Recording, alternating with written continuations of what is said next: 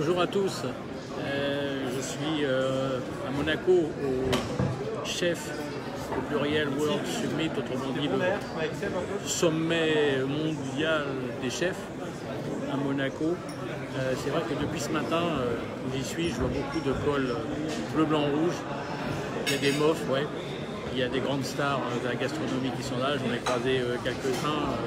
Les débats sont plutôt intéressants. Ça parle évidemment de gastronomie, mais pas que, ça parle de la qualité, ça parle de l'emploi. Je fais une intervention cet après-midi sur un sujet plutôt sympathique qui est pour réussir, faut-il avoir un concept? J'aime bien cette idée-là de débat. Ça se passe à 15h30, évidemment j'y serai. Beaucoup de choses à dire. Alors aujourd'hui, le thème c'est pas du tout ça. C'est un thème sur lequel on prend la parole de plus en plus chez Gira, qui est le thème du personnel, du recrutement. Alors on vit une pénurie de personnel, une pénurie de main d'œuvre. Ça date pas depuis la semaine dernière, ça date pas depuis l'année dernière. Ça fait 20 ans que j'entends, il n'y a plus personne qui veut bosser dans la restauration. Et on pleure en disant tout simplement, je trouve plus de personnel, les gens ils veulent plus bosser, etc. Cette pénurie, on en parle de plus en plus ces dernières années, c'est vrai, car elle commence maintenant à engendrer ce que j'appellerais du manque à gagner. Je m'explique, on a des clients à nous qui sont obligés de fermer un jour ou un jour et demi pour pallier à ce problème de personnel, en salle d'ailleurs ou en cuisine. Il y en a d'autres qui ferment la mezzanine parce qu'ils n'ont personne pour la voir, enfin en tout cas pour la gérer. On augmente la taille des rangs. Alors ouais, bien sûr, puisqu'on manque de perso, on augmente la taille des rangs, mais pour augmenter la taille des rangs, il faut des efficacités en salle pour tenir des rangs de 20, 25, voire 30. Évidemment, ça génère moins de chiffre d'affaires qu'on réalise et moins de clients satisfaits. Et puis il y a un client derrière nous, pardon, il aurait pu être derrière moi, mais il est récemment, il nous a dit je suis obligé de modifier ma carte à cause d'un manque de personnel que j'ai en cuisine. Donc il modifie sa carte, vous vous rendez compte? Parce qu'il lui manque des personnes en cuisine, donc il est obligé de supprimer un des menus. Parallèlement, on entend les syndicats qui nous disent d'ailleurs à juste titre, on a 150 000 emplois non pourvus dans la profession, c'est beaucoup. Nous sommes dans une... alors ça n'a rien à voir avec la restauration, c'est un problème français, nous avons beaucoup trop de charges, nous sommes le premier pays européen en termes de lourdeur de charge. Et puis il faut quand même avouer que pour un métier de service, nous n'avons pas de contrat assez souple en termes d'horaire de travail. Alors concrètement, on peut faire quoi? C'est compliqué, hein, parce que qu'est-ce qu'on pourrait faire de façon politique? Moi, je me demande s'il ne faudrait pas qu'on se remette, ou qu'on se mette, plutôt qu'on se remette à revaloriser ce métier. Ça veut dire quoi concrètement? Ça voudrait dire qu'il faudrait aller chercher entre 4 et 7 millions d'euros, ça va peut-être pas se trouver facilement, et faire de la pub à la télé, grand public, au prime time, pour valoriser ce métier de service, qui est au service du grand public. Et il faut leur parler au prime time, comme d'ailleurs l'ont fait récemment l'artisanat, très belle pub sur l'artisanat, qui a valorisé l'artisanat. Très belle pub également pour l'armée. Bravo à l'agence de com, parce que pour valoriser l'armée, il fallait être très créatif et ils l'ont fait. Pourquoi on ne pourrait pas valoriser le métier de salle, le métier de service, de la restauration et par la même occasion valoriser les artisans? On pourrait faire aussi autre chose. Je m'y emploie depuis 2 ans. Pour l'instant, je n'y arrive pas. Si vous avez des idées à me suggérer, je suis preneur. J'harcèle la chaîne M6, après Top Chef, de faire un Top Salle. Alors, Top Salle est un nom de code. C'est pas joli du tout, Top Salle.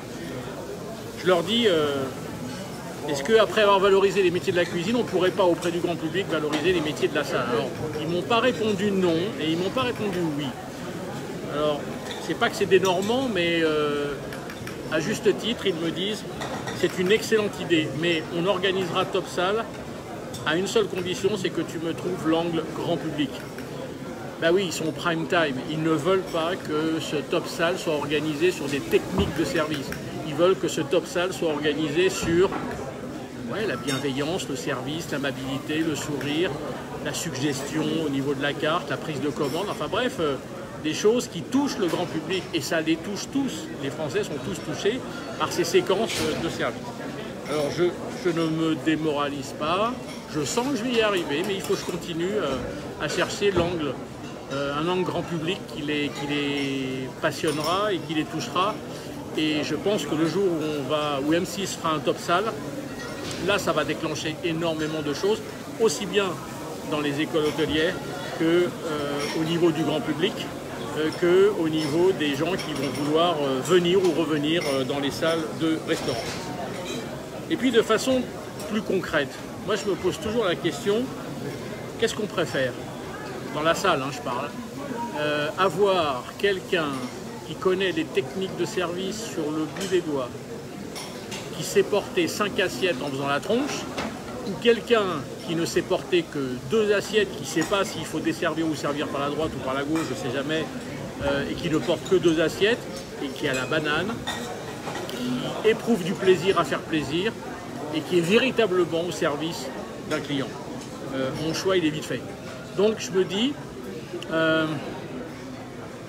est-ce qu'il ne serait pas temps de faire de la restauration autrement? Et dans la catégorie restauration autrement, dont Gira parle beaucoup depuis un certain nombre de temps, est-ce qu'il ne serait pas intéressant de recruter de nouveaux profils? Alors vous allez me dire, mais quel nouveau profil?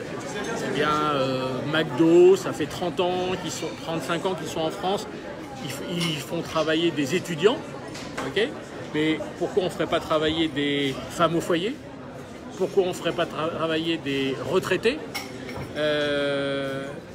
Et d'ailleurs, il y a une petite chaîne qui est en train de naître, qui est partie sur des sandwichs, des quiches, des soupes, des salades. Rien d'extraordinaire jusque-là en restauration rapide, sauf qu'ils ont fait le constat qu'on est en train de faire aujourd'hui, c'est qu'il y a une pénurie de personnel. Et cette pénurie de personnel, ils se sont dit, est-ce qu'on ne pourrait pas aller chercher des retraités pour être au service? Et leur petite chaîne s'appelle Nos grands-mères ont du talent. C'est génial. Alors c'est vrai que quand vous allez chez Nos grands-mères ont du talent, vous avez des gens en contact qui sont plus lents, un peu plus gauches, un peu moins compétents, entre guillemets peut-être, mais à l'inverse, qu'est-ce qu'elles ont la banane, qu'est-ce qu'elles sont contentes, qu'est-ce qu'elles sont bienveillantes. Elles aiment faire du service et s'occuper du client.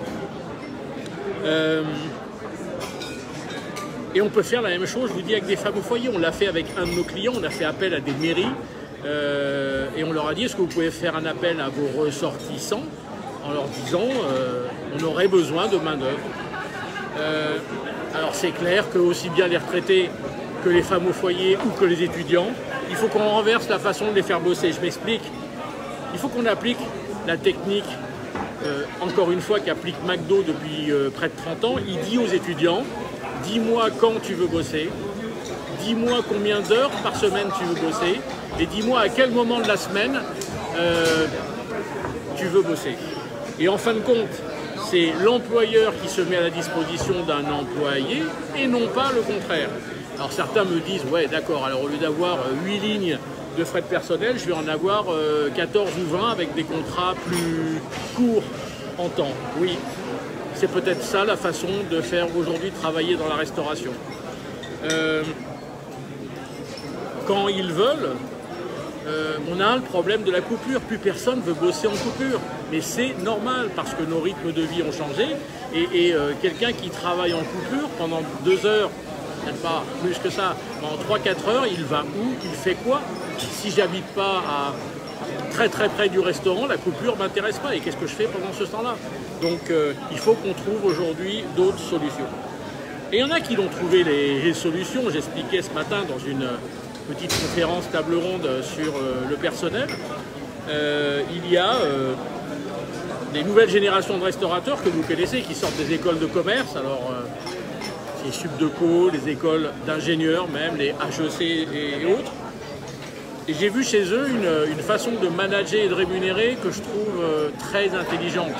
Ils réunissent les meilleurs en salle autour d'eux et ils leur disent si tu me ramènes quelqu'un comme toi qui a la même banane, qui a la même pêche, qui a la même envie de faire plaisir aux clients, eh bien tu auras 100 € tous les mois tant que cette personne-là restera dans l'entreprise.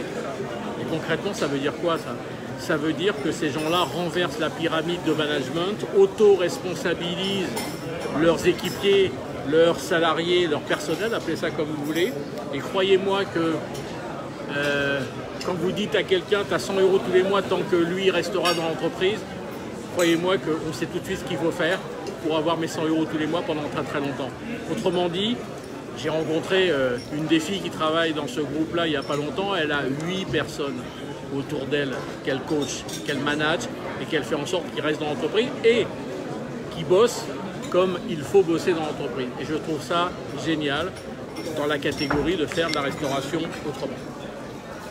Et puis au-delà de tout ça, pourquoi on a besoin d'as de service, des très bons du service parce que la restauration est le seul commerce, à ma connaissance, je me trompe peut-être, qui a 7 contacts humains lorsqu'on est au service des clients.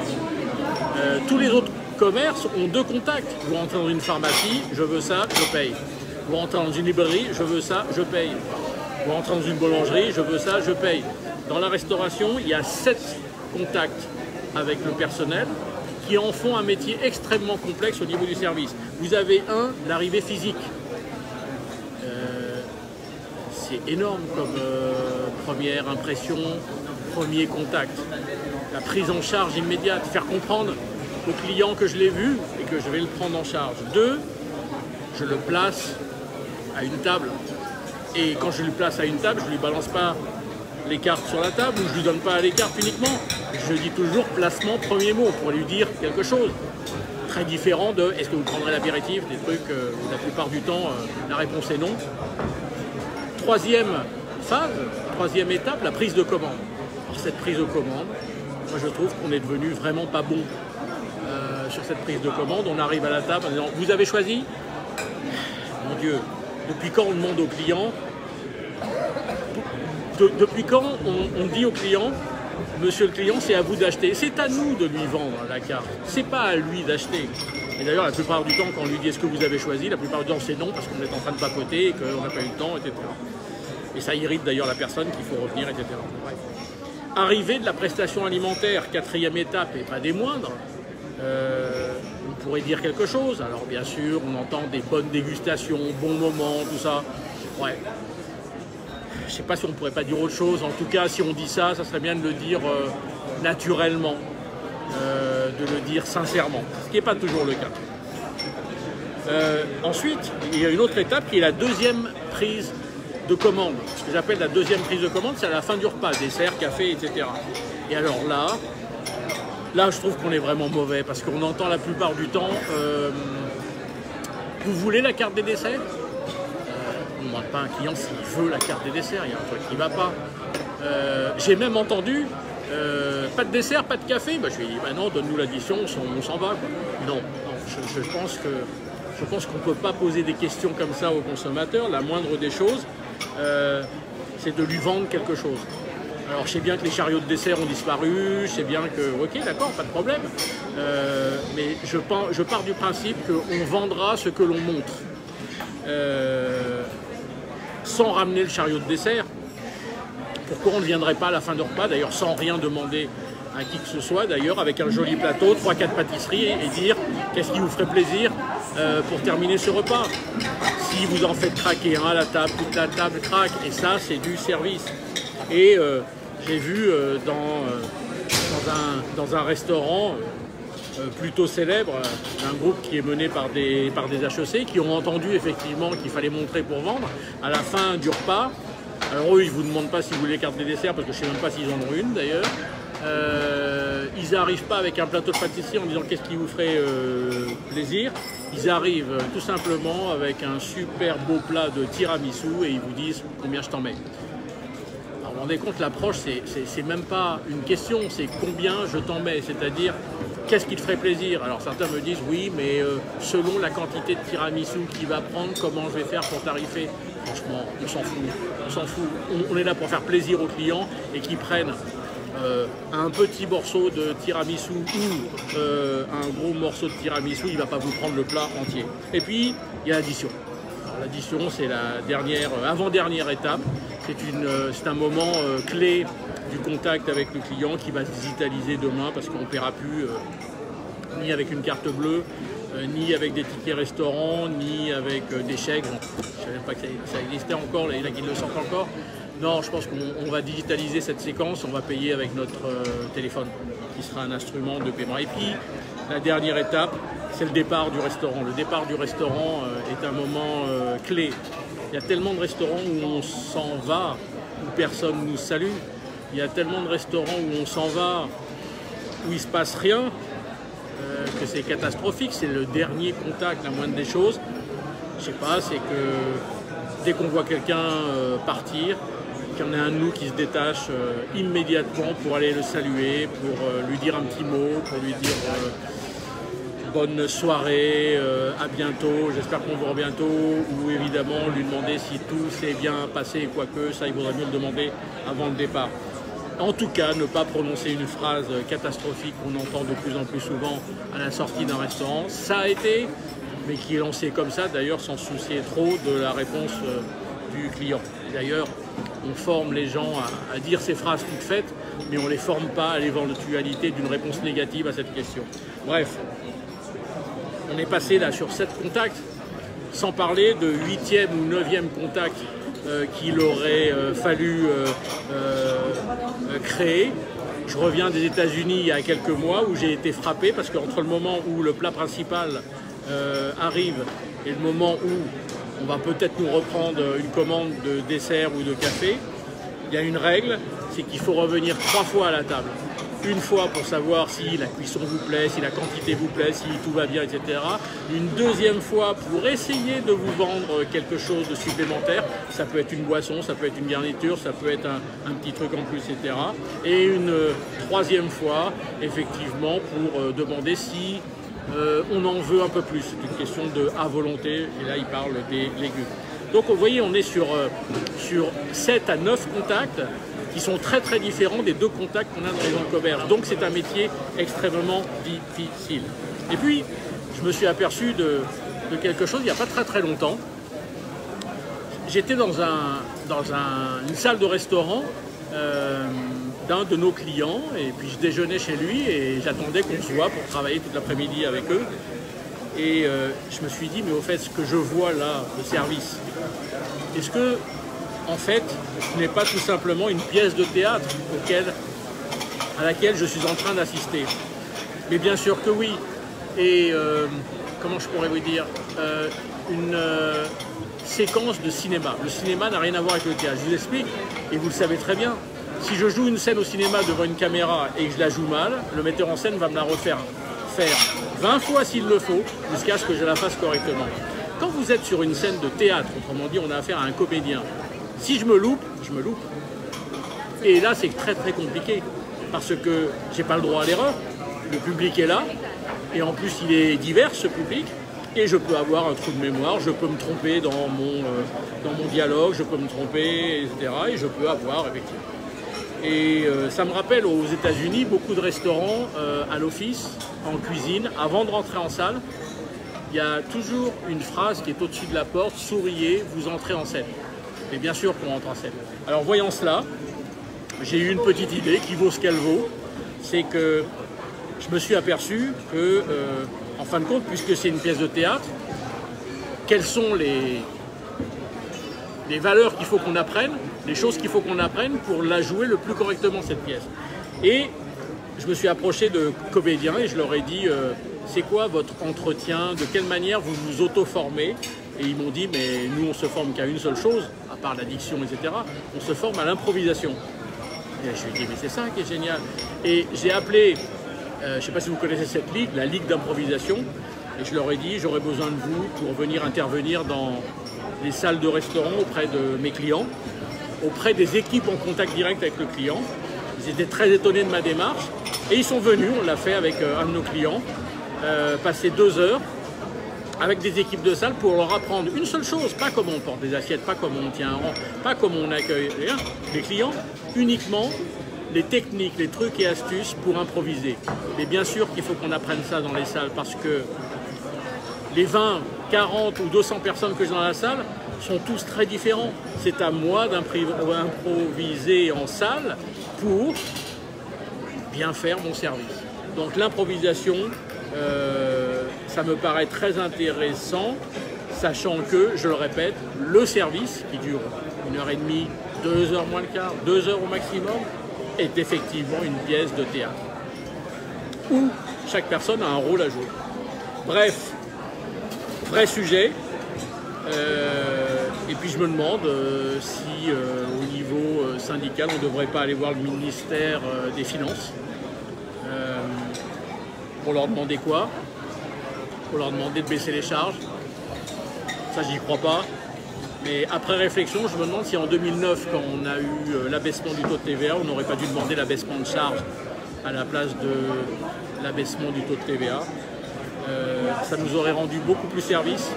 Je pense qu'aujourd'hui, on aurait peut-être plus embauché et je pense qu'on aurait plus gardé les gens. On aurait peut-être eu la possibilité de les payer un peu plus cher. Autre idée qu'on pourrait demander au ministère des Finances, ou au gouvernement, mais on a le droit de rêver, on a 145 000 restaurants sur le territoire français. Je parle de restaurants, je ne parle pas de restauration rapide. Tout à l'heure, je vous disais qu'il y a 150 000 emplois non pourvus. Allez, si on arrondit les chiffres, ça fait un emploi par restaurant. Et je pense qu'il y en aurait beaucoup plus. Pourquoi on ne demanderait pas au gouvernement de nous accorder un truc dingue? Chaque fois que j'en parle, les gens me disent « mais tu rêves ». Qu'à chaque fois que nous embauchons quelqu'un, nous sommes totalement exonérés de charges tant que la personne reste dans l'entreprise. Cette facilité, ce cadeau, on a le droit de l'opérer sur un seul recrutement. Et là, je pense que les petites entreprises, je pense aux indépendants, aux artisans, à ceux qui ont très peu de personnel dans leur restaurant, et ce sont eux les majoritaires, et ce sont eux d'ailleurs qui ne peuvent pas recruter parce que c'est trop cher, se précipiteraient à recruter avec une exonération totale de charges. Vous vous rendez compte, 145 000 restaurants, je pense qu'on pourrait, aller entre 150 000 et 200 000 personnes qui rentreraient dans le secteur à exonération totale de charges, tant que la personne reste dans l'entreprise, je répète, tant que la personne reste dans l'entreprise. Voilà, c'est un sujet très d'actualité, beaucoup de gens y réfléchissent, parce que, comme je vous le disais au début, la pénurie de personnel et le fait qu'il y a de moins en moins de personnel en salle compétent pose un problème de chiffre d'affaires à terme. Voilà, j'en ai terminé, je resterai à votre disposition dans les jours qui suivent et dans les semaines qui viennent comme d'habitude, parce que je sais qu'il y en a qui reviennent vers moi après les directs, pour répondre à vos questions et en parler, en débattre. Le prochain direct aura lieu au mois de janvier, le 16 janvier très précisément, et je traiterai un sujet qu'on n'a pas encore traité au Gira, en tout cas sous la forme de direct, c'est le healthy dans la restauration. Le healthy est un axe extrêmement important. On vient de sortir d'ailleurs un cahier de tendance la semaine dernière, si je ne dis pas de bêtises, ou cette semaine, non, c'est la semaine dernière, sur le sujet que vous pouvez retrouver sur notre bibliothèque, sur notre site internet, giraconseil.fr. Le healthy est vraiment un sujet très intéressant parce que oui, de plus en plus de consommateurs font gaffe à ce qu'ils mangent, de plus en plus de consommateurs ont envie de se faire du bien à leur corps. Oui, de plus en plus de consommateurs font très attention à la qualité et la naturalité et le côté moins calorique de ce qu'ils mangent. Ok, tout ça, on le sait. Mais le healthy a un gros problème pour se développer en France, c'est que tant qu'il restera un healthy triste, il aura du mal à se développer. Il faut que le healthy devienne gourmand. Et pourquoi ? parce que le goût fait partie du plaisir que les consommateurs recherchent déjà depuis très longtemps et continueront à rechercher dans la restauration. Donc le healthy gourmand, gros chantier. Et on en reparlera le mois prochain dans un prochain direct. Je vous dis à toutes et à tous à bientôt et bonne continuation.